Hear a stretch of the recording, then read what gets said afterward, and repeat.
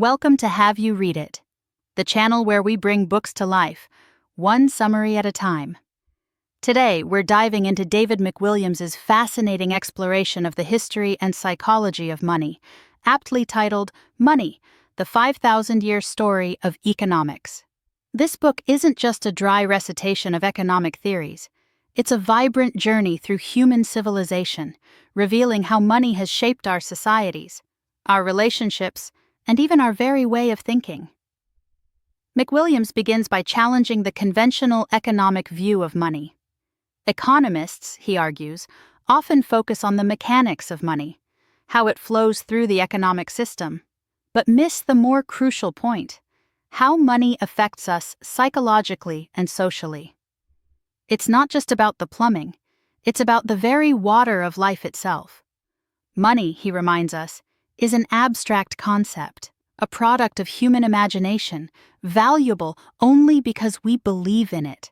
Money, like faith, is a powerful force. The book takes us back to the very beginnings of human civilization in Africa, where the Ishango bone, dating back to around 18,000 BCE, offers tantalizing hints of early accounting practices, suggesting that even our hunter-gatherer ancestors may have been engaging in rudimentary forms of commerce and credit. From there, the narrative moves to ancient Mesopotamia, where we meet Kushim, the first recorded name in human history, a barley trader whose anxieties about interest rates and harvests resonate even today. The Sumerians, McWilliams points out, were surprisingly sophisticated in their financial dealings, even employing compound interest and developing what could be considered the world's first spreadsheet. This sophistication arose from the need to manage agricultural surpluses, which became a form of early money. Weights and measures became essential, leading to the development of writing to keep track of transactions. Money, in essence, was the first thing we wrote about. The invention of coinage by the Lydians marks a pivotal moment in the story of money. These small, portable tokens of value transformed commerce, facilitating trade and fostering the growth of a market economy. The standardization of coins and the state's monopoly on their issuance were key innovations, solidifying the link between money and political power, a link that persists to this day. The Greeks, inheritors of Lydian coinage, took the concept of money and ran with it. Their vibrant, trade-based economy fueled an intellectual revolution, a shift from mythos to logos, from reliance on myths and gods to the power of logic and reason. The agora, the marketplace, became the heart of Greek cities, a hub of not just commerce, but also intellectual and political debate. Money and the concept of the citizen evolved together, and democracy was created. The Roman Empire, built on conquest, also relied heavily on credit, an innovation that allowed them to finance vast public works and expand their reach. But the Romans also provide a cautionary tale about the dangers of monetary manipulation. The debasement of Roman currency, driven by imperial extravagance, contributed to the empire's eventual decline. The Roman example shows how monetary health and imperial strength are deeply interconnected. During the Dark Ages, the decline of coinage in northwestern Europe coincided with a period of economic and intellectual stagnation. The reintroduction of silver coinage, sparked by mining in Goslar, Germany, coincided with a resurgence of trade, the growth of towns, and the beginnings of a new economic order. The plow was also critical. Combined with money, these two tools propelled Europe out of the Dark Ages. The Crusades, financed by the newfound wealth of Northern Europe, brought Europeans into contact with the sophisticated mathematics of the Arab world. Fibonacci, also known as Leonardo of Pisa, introduced Arabic numerals and algebra to Europe, transforming commerce and paving the way for the Renaissance.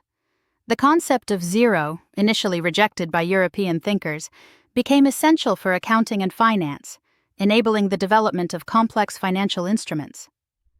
Florence, in the 14th century, became a center of financial innovation, driven by the powerful merchant class and their groundbreaking use of double-entry bookkeeping and bills of exchange. The florin, their stable gold coin, became Europe's reserve currency, a symbol of Florentine power and mercantile might. But Dante's condemnation of counterfeiters reminds us of the fragility of trust that underpins any monetary system. Gutenberg's printing press, initially intended to serve the church, ultimately became a catalyst for the Reformation, demonstrating the unpredictable and transformative power of technological innovation. The rise of Holland in the 17th century as a global trading power demonstrated the power of financial innovation, with the Dutch pioneering new forms of money, including paper money and perpetual bonds. But the tulip mania craze also provided a stark lesson in the dangers of speculation and the madness of crowds. The Dutch example also reveals how openness to new ideas and tolerance of diversity fueled economic dynamism. John Law, a Scottish gambler and economist, attempted to revolutionize French finance by introducing paper money backed by land.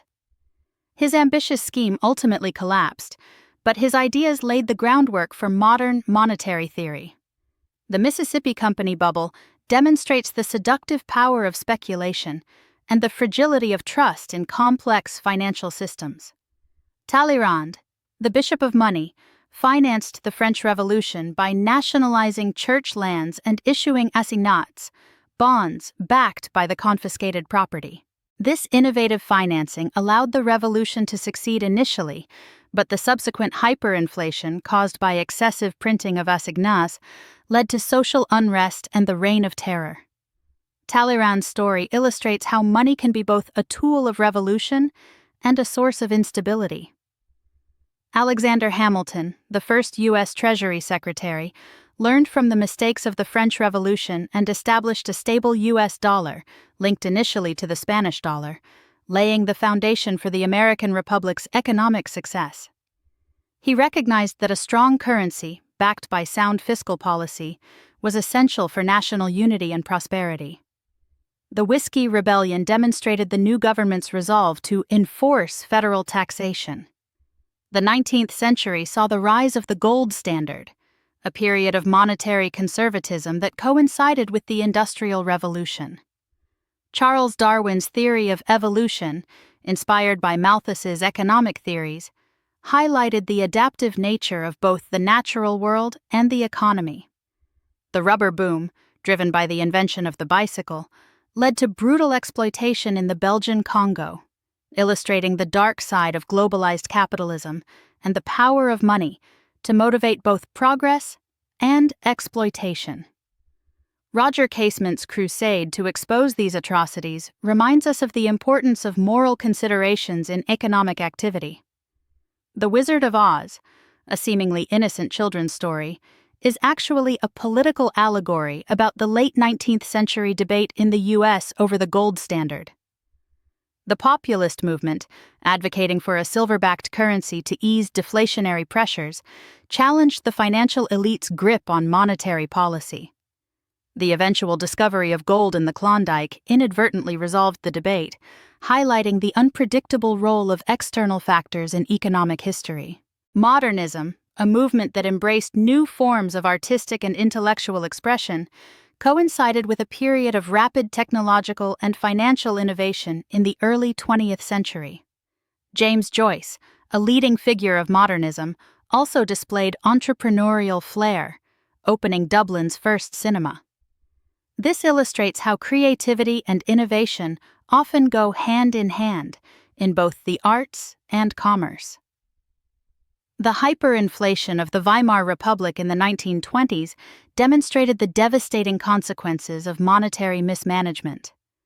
The collapse of the German mark destroyed savings, fueled social unrest, and created opportunities for speculation and profiteering, creating an environment ripe for extremist ideologies.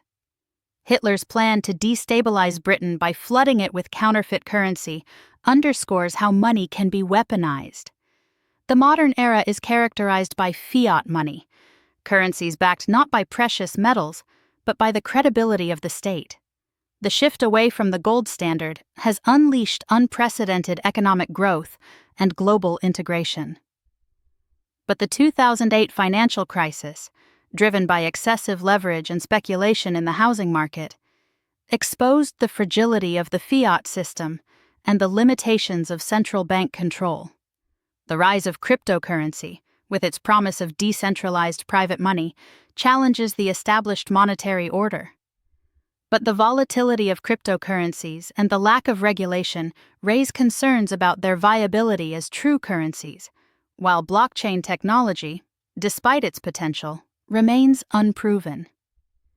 M-Pesa, a mobile phone-based currency system that has transformed finance in Kenya, offers a compelling example of how money can evolve organically to meet the needs of a specific economic context, showcasing the adaptability and resilience of money. McWilliams concludes by highlighting the ongoing evolution of money and the enduring struggle over who controls it. He suggests that the traditional view of central bank dominance is misleading, arguing that commercial banks, through their creation of credit, play a much larger role in shaping the money supply than is commonly acknowledged. The future of money, he predicts, will be shaped by the interplay between private innovation and public regulation. Thanks for watching. Make sure to give this video a thumbs up and hit that subscribe button so you never miss our next book dive.